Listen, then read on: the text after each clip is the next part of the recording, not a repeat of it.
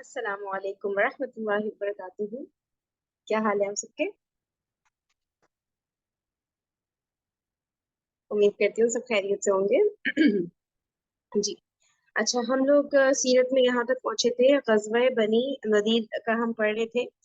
जिसमें हमने ये पढ़ा था कि जो है यहूदी जो थे, शुरू में तो बड़ा वो डरपोक से ही थे और फ्रंट पर आके कोई ऐसा इक़दाम नहीं उठाते थे, लेकिन उसके बाद जब ग़ज़वा उहद में मुसलमानों को शिकस्त हुई, फिर जब कई सहाबा किराम रज़ियल्लाहु अन्हुम को शहीद किया गया, तो फिर उनके हौसले थोड़े बुलंद होना शुरू हुए और उन्होंने डिसाइड किया कि वो नाउज़ुबिल्लाह नबी पाक सल्लल्लाहु अलैहि वसल्लम पर अटैक करेंगे। तो अच्छा, उसके बाद फिर जब रसूल पाक सल्लल्लाहु अलैहि वसल्लम उनके पास गए, जो दियत का एक अमाउंट था उससे रिलेटेड कुछ ताउन लेने के लिए उनके पास गए, तो उन्होंने फिर धोखे से रसूल पाक सल्लल्लाहु अलैहि वसल्लम के ऊपर नाउज़ुबिल्लाह चक्की गिराने का इरादा किया। बस वो इरादा ही उन्होंने किया था कि अल्लाह ताला ने हज़रत जिब्राईल अलैहिस्सलाम को नबी पाक सल्लल्लाहु अलैहि वसल्लम के पास भेजा, ताकि उनको पूरा प्लान यहूदियों का बताएँ कि वो क्या प्लान कर रहे हैं रसूल पाक सल्लल्लाहु अलैहि वसल्लम के अगेंस्ट। अच्छा, जब उनको इस प्लान का पता चला तो वो वहाँ से तेज़ी से निकल गए नबी पाक सल्लल्लाहु अलैहि वसल्लम, और फिर बाद में उन्होंने सहाबा किराम रज़ियल्लाहु अन्हुम को बताया कि हज़रत जिब्रील अलैहिस्सलाम उनके पास आए थे और ये सारी उनको डिटेल्स बताई गई। अच्छा, उसके बाद जो है नबी पाक सल्लल्लाहु अलैहि वसल्लम ने यहूदियों को नोटिस दे दिया कि 10 दिन के अंदर-अंदर ये जो कबीला था ना, बनु नज़ीर का, इनको कह दिया कि भई आप लोग जो है मदीना खाली करें ना, ठीक है? इनकी हरकतें बर्दाश्त करते-करते फिर एक टाइम आया कि उनको जो है मदीना ने कहा। अब जो है उसके बाद यहूदी तैयार भी हो गए कि हाँ ठीक है, फिर हम लोग निकल जाते हैं। वो तैयारियाँ ही कर रहे थे कि अब्दुल्लाह बिन उबई ने उनको उकसाया कि नहीं भई, आप लोग को क्या ज़रूरत है मदीना छोड़ने की, हम आपके साथ हैं, हमारी फ़ौज आपके साथ है, तो मदीना में ही स्टे करें, कुछ नहीं होगा। तो फिर यहूदियों ने नबी पाक सल्लल्लाहु अलैहि वसल्लम को जवाब पहुँचा दिया कि नहीं, हम तो मदीने से नहीं निकलेंगे, आप जो चाहें करें। तो फिर इस तरह मुसलमानों ने जो है तैयारी पकड़ी कि चलो अब इस तरह से यहूदियों को ना फ्रंट से फेस करना होगा, अब इनसे मुकाबला करना होगा, ये इस तरह से तो नहीं मान रहे। फिर जो है यहूदी अपने जो किले के अंदर हैं बंद हो गए और वहां से जो है पत्थर मुसलमानों के ऊपर तीर और पत्थर जो है वो बरसाने लगे। अच्छा, मुसलमानों ने उनका पूरा मुहासरा किया हुआ था उस पूरे किले का ना। अच्छा, अब ऐसे टाइम पे अब्दुल्ला बिन उबई ने भी और उसकी जो पूरी कह रहा था मेरे पास 2000 की फौज है, उन सब ने और जो दूसरे कबीलों ने कहा था कि भाई हम यहूदियों की मदद करेंगे। अल्लाह ताला ने उन सबके दिलों में ऐसा रोब डाला कि वो सब के सब पीछे हट गए। उन्होंने कहा नहीं, हम आपकी मदद नहीं करें, और वहां से वो सब जो है बिल्कुल शॉर्ट हो गए। अब जो है वो अकेले ही रह गए बनु नज़ीर वाले।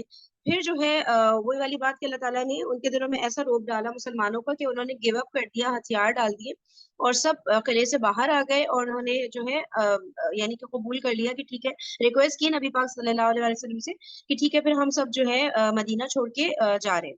तो नबी पाक सल्लल्लाहु अलैहि वसल्लम ने उनको कहा कि वो अपना सारा सामान ले जा सकते हैं, सिवाय हथियार के। हथियार उनको पीछे छोड़ने होंगे। तो ऐसे ही उन्होंने किया, सारा सामान बता रहे पूरे एक-एक घर की चीज़, और घरों को पहले तोड़ा, और जो एक-एक दरवाज़ा, खिड़की, जो छत की कड़ियाँ, दीवारें, एक-एक दीवारों पे जो खूंटियाँ होती हैं, सब कुछ वो ना उतार कर ले गए अपने ऊँटों पे लाद कर ले गए। ठीक है? अच्छा, अब पीछे ज़ाहिर-सी बात है कुछ चीज़ें इनकी रह जानी थी ना बनु नज़ीर की, जैसे कि हथियार है, वो तो रसूल पाक सल्लल्लाहु अलैहि वसल्लम ने कहा था कि आपने पीछे छोड़ना ही है। इसके अलावा ज़ाहिर है ज़मीन, घर, बागात, ये सब चीज़ें तो नहीं ले जाई जा सकती ना कहीं और, तो ज़मीन भी रह गई यहूदियों की, इनकी बनु नज़ीर के कबीले के पीछे।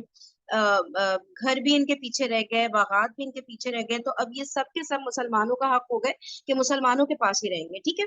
तो ये अल्लाह ताला ने नबी पाक सल्लल्लाहु अलैहि वसल्लम का इसके ऊपर पूरा-पूरा हक दे दिया कि वो जिस तरह चाहें, उनके पास पूरा-पूरा इख्तियार है, जिस तरह चाहें इसको अपने पास रखना चाहें, अपने पास रखें, डिस्ट्रीब्यूट करना चाहें, डिस्ट्रीब्यूट जो चाहे करें, क्योंकि उसमें तो रिस्ट्रिक्शन होती थी ना माल गनीमत में कि सिर्फ खुम्स निकाल सकते हैं नबी पाक सल्लल्लाहु अलैहि वसल्लम अपने लिए, उसके अलावा तो सारा का सारा डिस्ट्रीब्यूट होना है। और वो माल गनीमत तो जंग वगैरह के नतीजे में मिल रहा होता है ना, लेकिन यहाँ पे तो कोई जंग हुई नहीं। तो इसमें फिर जो है ये वाला जो यानी कि एक तरह से गिफ्ट के तौर पे रसूल पाक सल्लल्लाहु अलैहि वसल्लम को मिला था, ये इसका नाम जो है फ़ै के नाम से है, फ़े और बड़ी, ये माले फ़ै कहलाता है। ठीक है? तो ये हमने सारी डिस्कशन पढ़ी थी कि ये जो है फिर रसूल पाक सल्लल्लाहु अलैहि वसल्लम ने इसको इस तरह से डिस्ट्रीब्यूट किया था। ये मैं पढ़ देती हूँ किस तरह था कि خصوصی طور پر اچھا، اس میں یہ کیا تھا کہ جو مہاجرین اولین تھے ان کو رسول پاک صلی اللہ علیہ وسلم نے اس کا جو ہے ایک بڑا حصہ دیا تھا یہ والے اس مال کا، اور انصاریوں کو نہیں دیا تھا، کیونکہ ظاہر سی بات ہے انصاری تو مدینہ میں ویل سیٹ تھے نا، مہاجرین اپنا سارا کا سارا سب کچھ چھوڑ چھاڑ کر آئے تھے نا مکہ سے یہاں پر، تو ان کو دیا۔ اور دو انصاری صحابی کا یہاں پر نام آیا تھا، ابو دجانہ رضی اللہ تعالیٰ عنہ اور سہل بن حنیف رضی اللہ تعالیٰ عنہ، ان دونوں کو کے فقر کے سبب، ٹھیک ہے، تو فائنینشلی بہت زیادہ ویک ہوں گے، اس لیے پھر ان دونوں کو بھی اس مال فہ میں سے دیا۔ اس کے علاوہ بتا رہے کہ آپ نے ایک چھوٹا سا ٹکڑا اپنے لیے محفوظ رکھا، جس میں سے آپ اپنی ازواج مطہرات کا سال بھر کا خرچ نکالتے تھے۔ اچھا، اس کے علاوہ اور اس کے بعد جو کچھ بچتا تھا اس مال فہ سے، اسے جہاد کی تیاری کے لیے ہتھیار اور گھوڑوں کی فراہمی میں صرف فرما دیتے تھے۔ اس طرح وہ پورا کا پورا جو کہ رسول پاک صلی اللہ علیہ وسلم کی اونرشپ میں اللہ تعالیٰ نے دے دیا تھا کہ جیسے چاہیں اس کو وہ رکھ سکتے ہیں، تو انہوں نے اس طرح سے بہترین حکمت کے ساتھ ڈسٹریبیوشن کی۔ پھر ہم نے پڑھا تھا کہ غزوہ بنی نذیر جو ہے، یہ جو سورہ حشر ہے قرآن پاک میں، اس میں اللہ تعالیٰ نے اس غزوے کا کافی ڈیٹیل میں نا ڈسکس کیا ہے، تو وہ جو آیات نازل ہوئی ہیں، تو اس کا پھر ہم نے دیکھا تھا، تھوڑی سی شارٹ تفسیر کہہ لیں گے، اس کی ویڈیو پھر ہم نے دیکھی تھی لاسٹ لیکچر میں، ٹھیک ہے۔ اب جو ہے اب ہم پڑھیں گے غزوہ غزوہ نجد۔ اچھا، یہ جو ہے یہ جو سورہ حشر کے بارے میں جو ہے ایک قول آتا ہے، جس میں ابن عباس رضی اللہ تعالیٰ عنہ اس سورہ حشر کے بارے میں فرمایا کرتے تھے کہ اسے سورہ بنی نذیر کہو، ٹھیک ہے نا، کیونکہ اس کا ایک میجر پورشن جو ہے وہ یہ غزوہ بنی نذیر کے اوپر ہے۔ اچھا، اب غزوہ نجد کوئی اگر ریڈ کرنا چاہے گا تو آپ لوگ انمیوٹ کر سکتے ہیں۔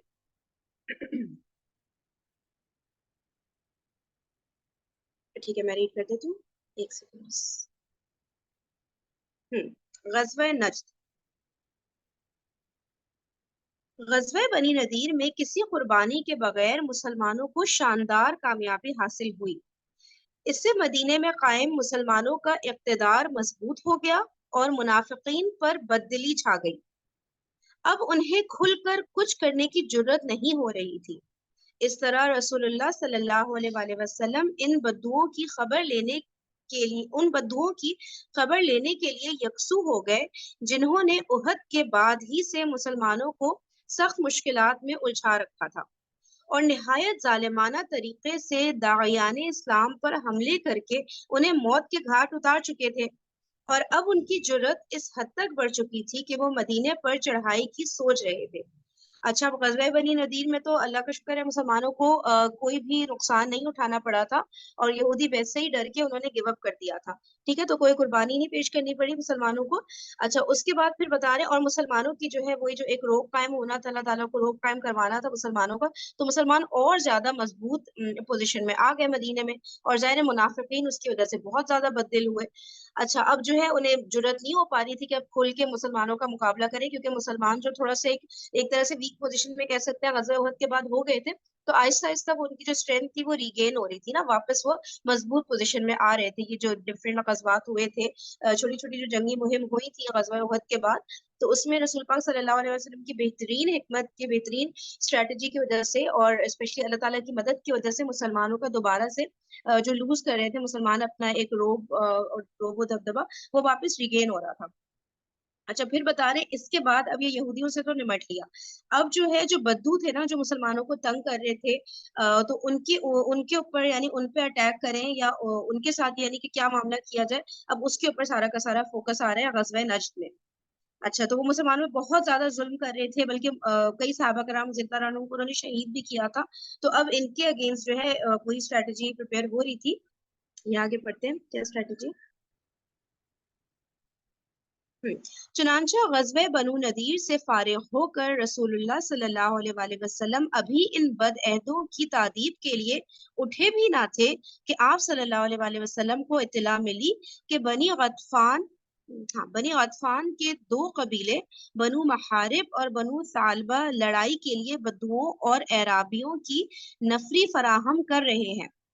اس خبر کے ملتے ہی نبی صلی اللہ علیہ وآلہ وسلم نے نجد پر یلغار کا فیصلہ کیا اور صحرائے نجد میں دور تک گھستے چلے گئے، جس کا مقصد یہ تھا کہ ان سنگ دل بدوؤں پر خوف طاری ہو جائے اور وہ دوبارہ مسلمانوں کے خلاف پہلے جیسی سنگین کارروائیوں کے اعادے کی جرت نہ کریں۔ اچھا، بدو اور اعرابی یہ تو آپ لوگوں کو کلیئر ہو گیا نا، وہی جو لوگ نہیں تھے جو خانہ بدوش ٹائپ کے لوگ تھے، جو وہاں پہ گھومتے رہتے تھے، لوٹ مار مچاتے رہتے تھے۔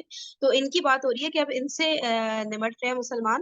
تو اس میں اس طرح سے ہوا کہ جو مطلب کبھی پلاننگ کر ہی رہے تھے نبی پاک صلی اللہ علیہ وسلم کہ کیا ہوا کہ بنی عطفان کے دو قبیلے بنو محارب اور بنو ثعلبہ، انہوں نے لڑائی کے لیے، جنگ کے لیے بدوؤں اور اعرابیوں ان کی نفری فراہم کر دی، ٹھیک ہے نا، فوج یعنی ایک طرح سے تیار کر دی۔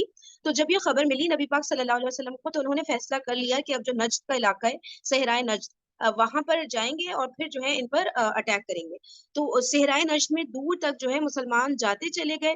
اب ظاہر سی بات ہے وہ بھی اپنی ایک فوج تیار تو کر رہے تھے بدو، لیکن مسلمان جیسے فرنٹ پر کوئی لیڈ کر کے آگے آگے جا رہا ہوتے ہیں نا، تو اگلے لوگ ڈر جاتے ہیں کہ بھئی یہ تو ہم ان پہ اٹیک کرنے جا رہے ہیں، لیکن الٹا یہ لوگ اٹیکنگ پوزیشن میں دکھ رہے ہیں اور یہ تو ہمارے صحرا میں انٹر ہوئے چلے جا رہے ہیں، ان کو تو کوئی ڈر ہی محسوس نہیں ہو رہا۔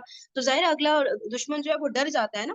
تو اس طرح مسلمان انٹر ہوئے چلے جا رہے تھے اس صحرا میں، اور بتا رہے ہیں کہ جس کا مقصد یہ تھا کہ ان سنگ دل بدوؤں پر خوف طاری ہو جائے، ٹھیک ہے۔ تو پھر اور دوبارہ مسلمانوں کے خلاف پہلے جیسی سنگین کارروائیوں کے اعادے کی جرت نہ کرے۔ تو اس طرح مسلمان انٹر ہوتے گئے اور واقعی میں ان پر خوف طاری ہوتا گیا ان بدوؤں پہ۔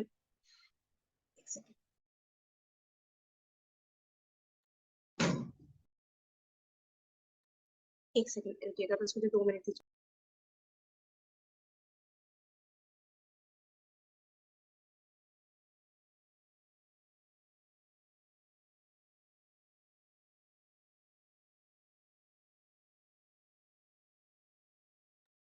جی سوری۔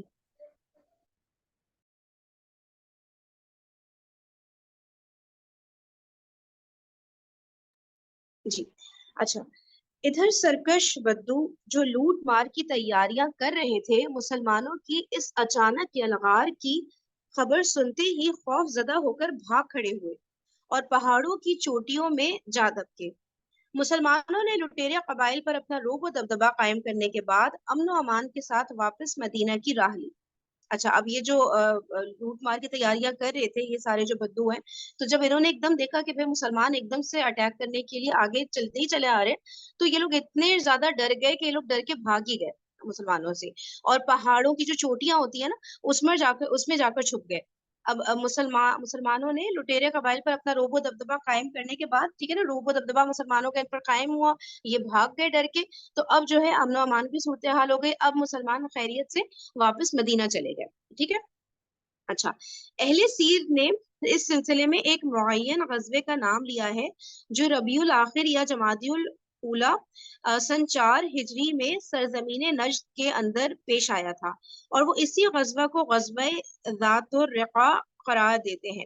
اچھا، اب یہ غزوہ ذات الرقاع کے بارے میں ڈیٹیلز آ رہی ہیں، جس میں تھوڑا سا اختلاف ہے کہ یہ سن 4 ہجری میں ہوا تھا یا مے بی یہ بعد میں ہوا تھا، تو اس پر اب یہ ساری کی ساری ڈیٹیلز آگے آ رہی ہیں۔ جہاں تک حقائق اور ثبوت کا تعلق ہے، تو اس میں شبہ نہیں کہ ان ایام میں نجد کے اندر ایک غزوہ پیش آیا تھا، کیونکہ مدینے کے حالات ہی کچھ ایسے تھے۔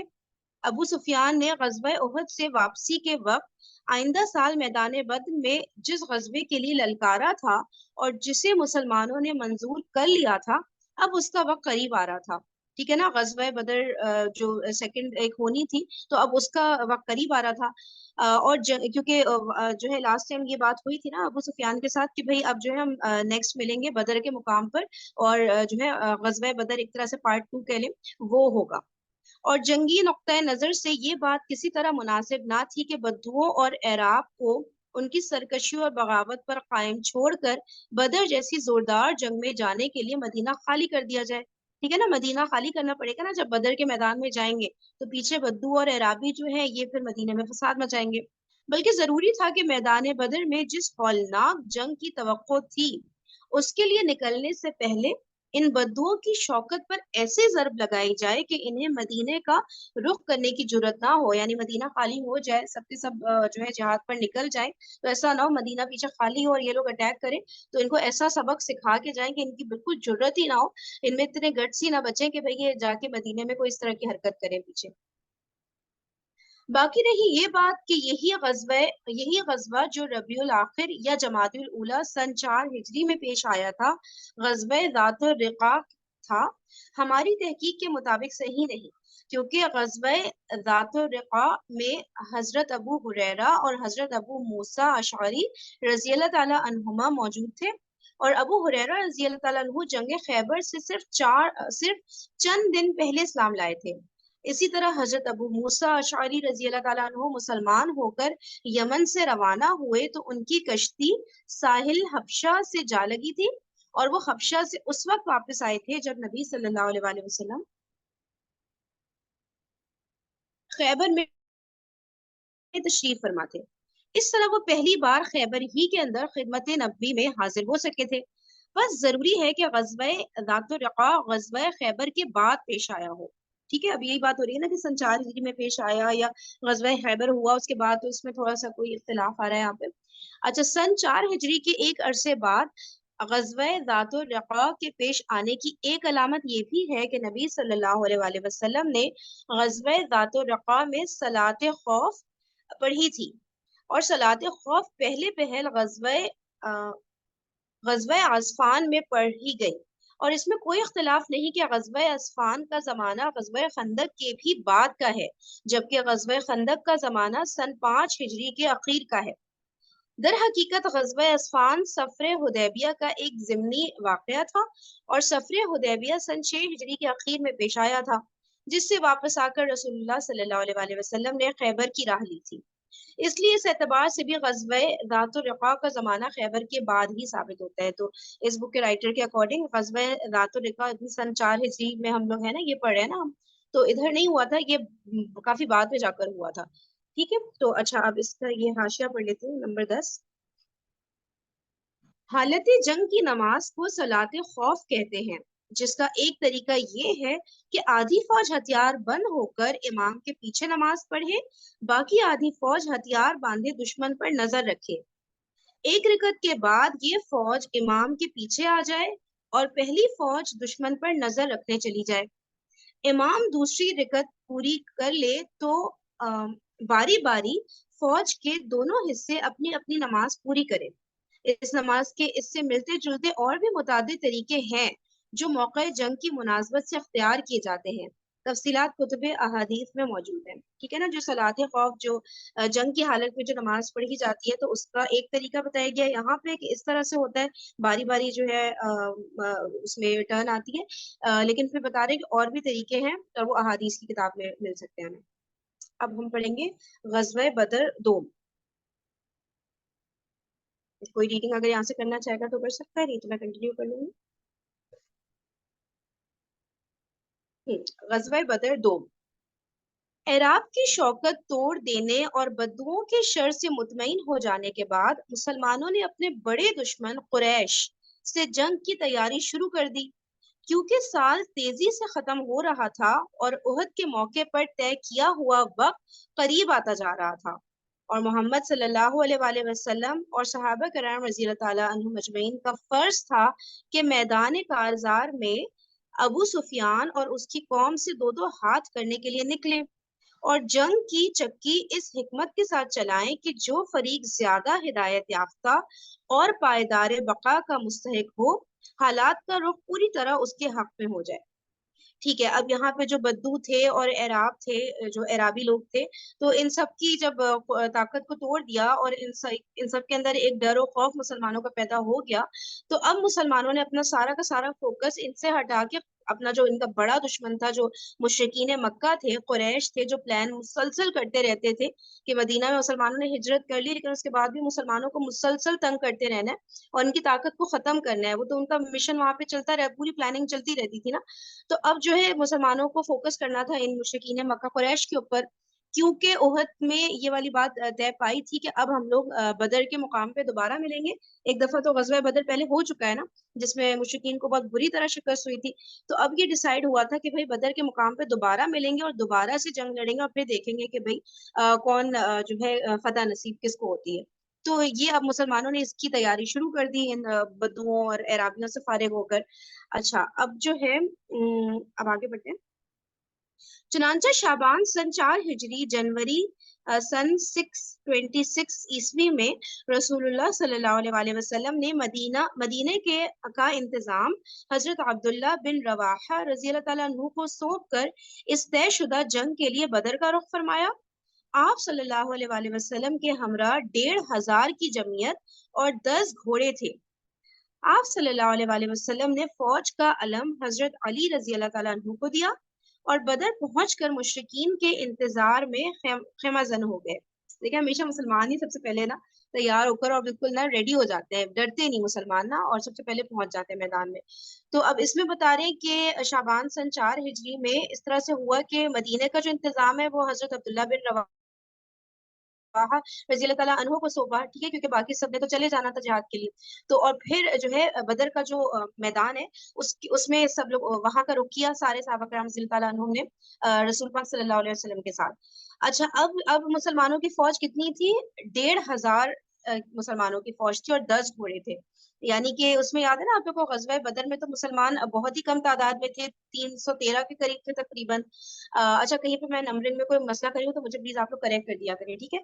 और गजवा उहद में मुसलमान 1000 की तादाद में गए तो थे, लेकिन अब्दुल्ला बिन उबई जो है 300 लोगों को, जो 300 मुनाफिकीन थे उनको लेकर वहां से जो है हट गया था।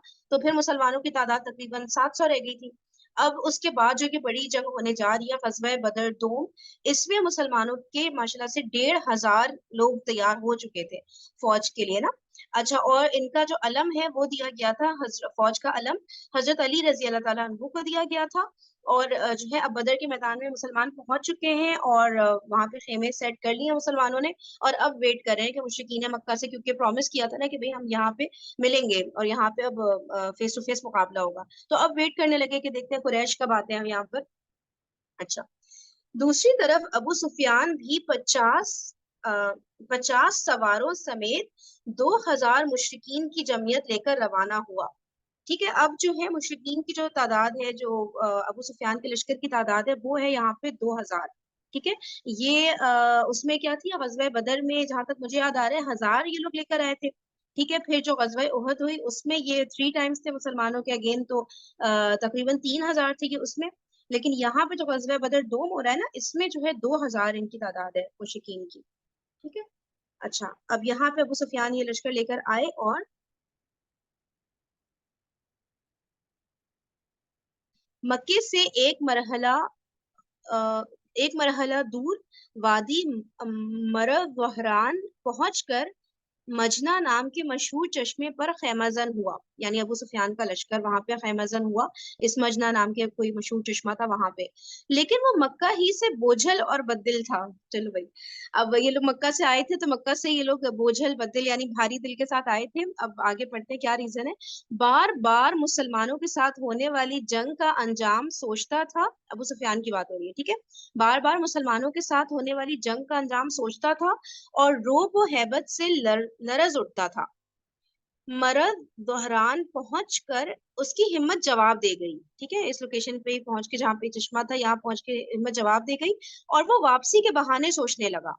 बिल आखिर अपने साथियों से कहा, कुरैश के लोगों, जंग उस वक्त मौजू होती है जब शादाबी और हरियाली हो कि जानवर भी चर सके और तुम भी दूध पी सको। इस वक्त खुश्क साली है, लिहाजा मैं वापस जा रहा हूँ, तुम भी वापस चले जाओ।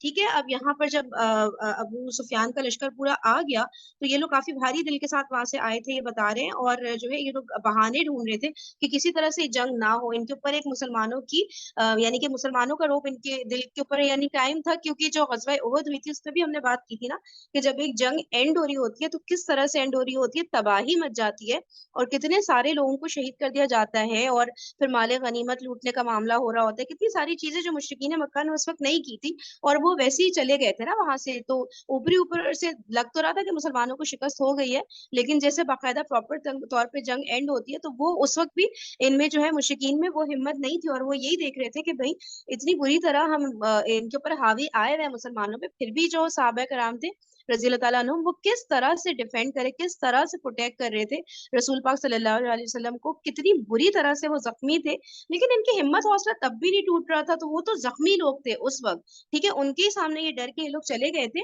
और अब तो माशाल्लाह से पूरी फिट एक फौज, 1,500 का लश्कर इनके सामने आ रहा है ना।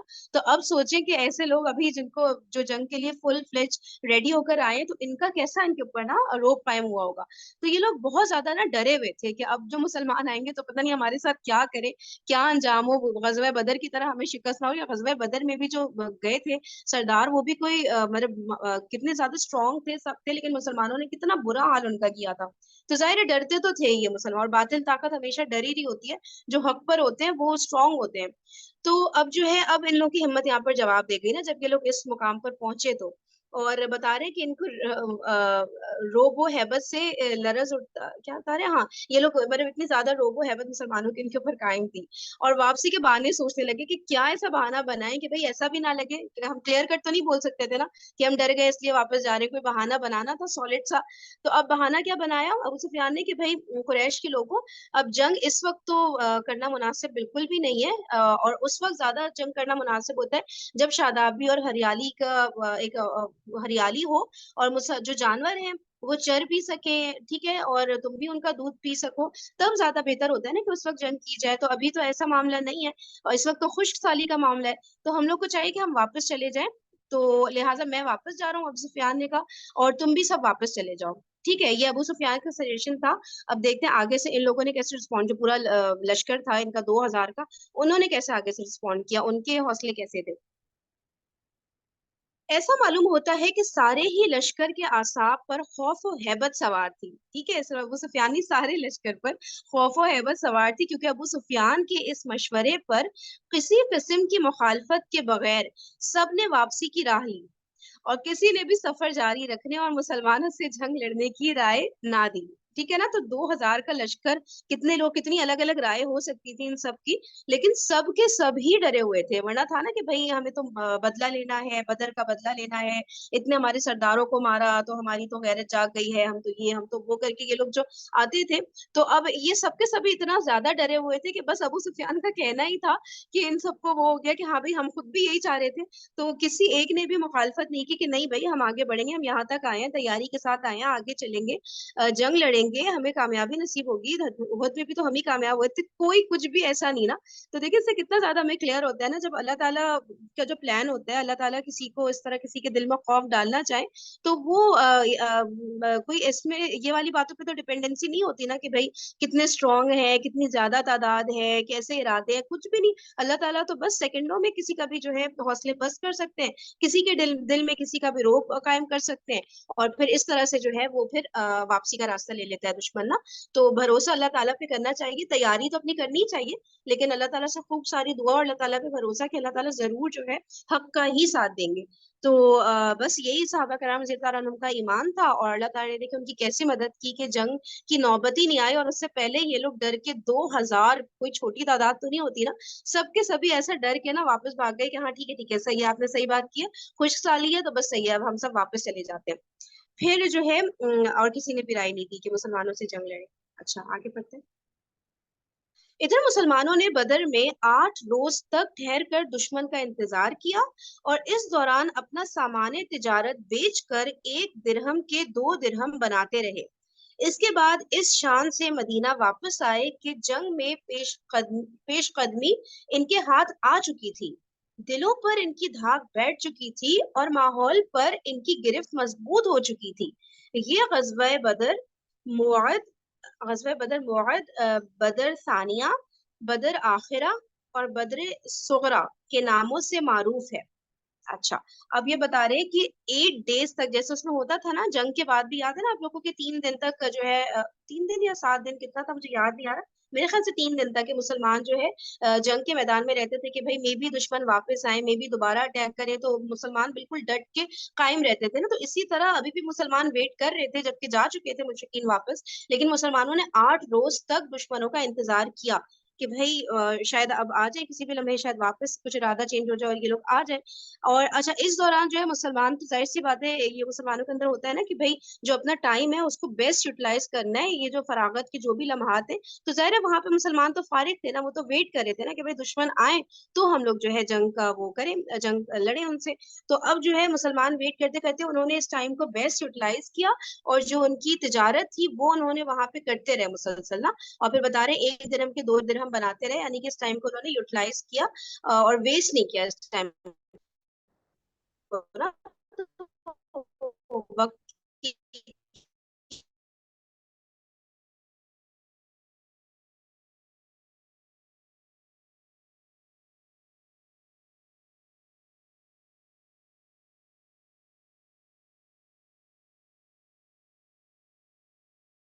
तदमीन के हाथ और जायहूदी थे, मुनाफिक थे, कायम हो जो पहले से ही था कायम, वो कितना ज्यादा और बढ़ गया होगा। मुसलमान कितना ज्यादा वो डर रहे होंगे मुसलमानों से कि भाई ये कौन लोग हैं, ये जंग लड़ने के लिए गए हैं। और आगे भी जो नेक्स्ट पार्टी है वो भी कोई हल्की पार्टी तो नहीं है ना। मुशरिकीन है मक्का कितने स्ट्रांग लोग थे, कितना जंग में एक्सपर्ट थे, वो सब के सब डर के वापस चले गए और उन्होंने पूरा प्रॉमिस किया हुआ था कि बदर के मैदान में आएंगे, मुकाबला होगा, चलो भाई देखते हैं क्या हुआ, कुछ भी हुआ ही नहीं। और वो सबके सब डर के मारे वापस चले गए। और जो है मुसलमान बिल्कुल एक स्ट्रांग पोजीशन में वापस आ गए। तो मदीना में उनकी पोजीशन जो लूज हो रही थी थोड़ी थोड़ी करके गज़वा उहद के बाद, वो वापस देखिए ये जो जंगी मुहिमें हुई उनमें कैसा सबके सब डर के वापस जाते गए और मुसलमान स्ट्रांग हो गए ना, क्योंकि अल्लाह ताला को ज़ाहिर है मुसलमानों को मजबूती देनी थी।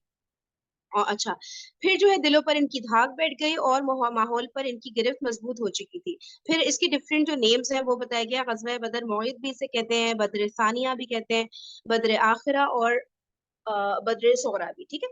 तो ये सारे इसके डिफरेंट नाम है। अच्छा, अब हम चलेंगे गज़वा दूमतुल जंदल, मेरे ख्याल से ऐसे इसको प्रोनाउंस करेंगे। अब इसके ऊपर चलते हैं।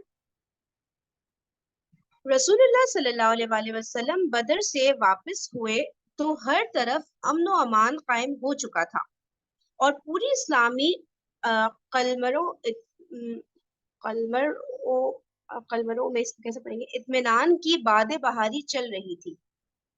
अब आप सल्लल्लाहु अलैहि वसल्लम अरब की आखिरी हुदूद तक तवज्जो फरमाने के लिए फारिग हो चुके थे और इसकी जरूरत भी थी ताकि हालात पर मुसलमानों का गलबा और कंट्रोल रहे और दोस्त और दुश्मन सभी इसको महसूस और तस्लीम कर ले।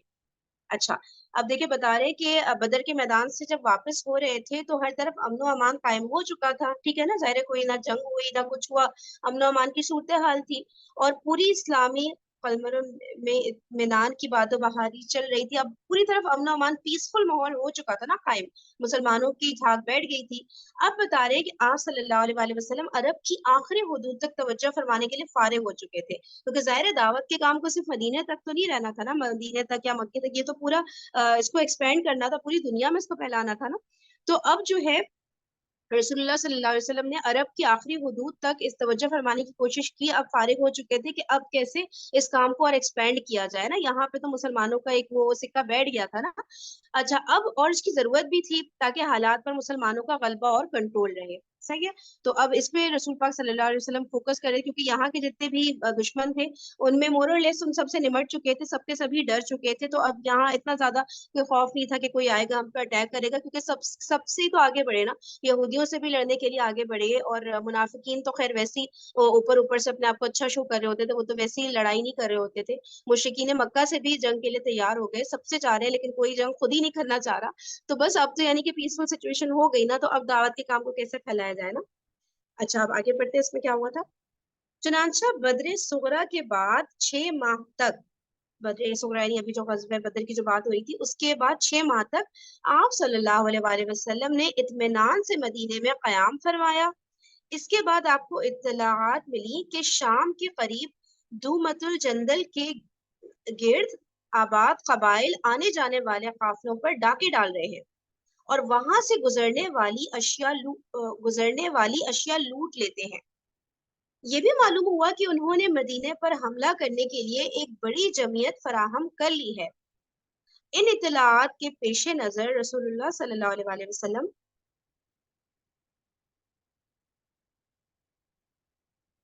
ने सबा बिन فتح غفاری رضی اللہ تعالیٰ عنہ کو مدینے میں اپنا جانشین مقرر فرما کر 1000 مسلمانوں کی نفری کے ساتھ کوچ فرمایا۔ یہ 25 ربیع الاول سن 5 ہجری کا واقعہ ہے۔ راستہ بتانے کے لیے بنو عذرا کا ایک آدمی رکھ لیا گیا تھا جس کا نام مذکور تھا۔ ٹھیک ہے، اچھا اب بتا رہے ہیں کہ جب بدر صغریٰ کے 6 مہینے تک رسول اللہ صلی اللہ علیہ وسلم نے اطمینان سے مدینے میں ہی قیام فرمایا۔ اچھا اس کے بعد پھر یہ ہوا کہ ان کو انفارمیشن ملی کہ جو شام کے قریب دومت الجندل کے گرد آباد جو یعنی کوئی جگہ ہوگی دومت الجندل شام کے قریب، اس کے جو آس پاس جو قبائل ہیں نا، تو وہ جو آنے جانے والے جیسے تجارتی قافلے آتے جاتے تھے نا، تو لوٹ مار مچا رہے ہوتے تھے یہ لوگ، تو آنے جانے والے قافلوں پر یہ لوگ ڈاکے ڈال رہے ہیں۔ جو دومت الجندل جو سیریا یعنی شام کے قریب جو جگہ تھی نا، وہاں پہ آنے جانے والے قافلوں پر ڈاکے ڈال رہے ہیں اور جو ہے ان کی چیزیں لوٹ رہے ہیں۔ تو پھر جب یہ انفارمیشن پہنچی رسول پاک صلی اللہ علیہ وسلم پر، اور ہاں یہ بھی انفارمیشن ساتھ میں ان کو پتہ چلی کہ مدینہ پر حملہ کرنے کے لیے بھی ان کی ایک بڑی جمعیت فراہم کر رہے ہیں لوگ نا، یعنی کہ ریڈی کریں مدینہ پہ حملہ کرنے کے لیے ایک فوج یہ لوگ بھی تیار کر رہے ہیں، یہ سیریا والے جو ہے۔ تو ان اطلاعات کے پیش جب یہ ساری انفارمیشن ملی کہ یہ لوگ ڈاکے مار رہے ہیں، لوٹ مار مچا رہے ہیں، پھر ایک فوجی نفری بھی تیار کر رہے ہیں جو مدینہ پر اٹیک کرے گی، تو پھر رسول پاک صلی اللہ علیہ وسلم نے صبا بن عرفتہ غفاری رضی اللہ تعالیٰ عنہ کو مدینے میں اپنا جانشین مقرر کیا۔ اچھا، اور پھر 1000 مسلمانوں کی نفری لے کر جو ہے روانہ ہوئے اسی علاقے کے لیے جہاں پہ یہ سب ہو رہا تھا، دومت الجندل۔ اچھا پھر جو ہے یہ 25 ربیع الاول سن 5 ہجری کا واقعہ ہے، اور راستہ بتانے کے لیے بتا رہے بنو عذرا کا ایک آدمی رکھ لیا گیا تھا جس کا نام مذکور تھا۔ ٹھیک ہے، تو آج ہم لوگ ریڈنگ یہاں تک ہی کر پائے کیونکہ بس اب 1 منٹ سیشن کا رہ گیا، تو اگلا پیراگراف کمپلیٹ نہیں ہو پائے گا۔ پھر ہم کل انشاءاللہ ریڈنگ کریں گے۔ اب سیشن کو مجھے اینڈ کرنا ہوگا اور دوبارہ سے آپ لوگ سیشن کو ریجوائن کر لیجیے گا، تاکہ پھر عائشہ عامر کی جو ہم لوگ فرائیڈے سیٹرڈے سنڈے کو ان ڈیپتھ اسٹڈی سورہ کہف کی پڑھ رہے ہوتے ہیں نا، وہ سن رہے ہوتے ہیں، تو وہ ویڈیو بھی میں پلے کر لیتی ہوں۔ ٹھیک ہے، تو دوبارہ سیم لنک ہے، اس سے آپ لوگ جوائن کر لیجیے، تو میں پھر جو ہے وہ پلے کرتی ہوں ویڈیو۔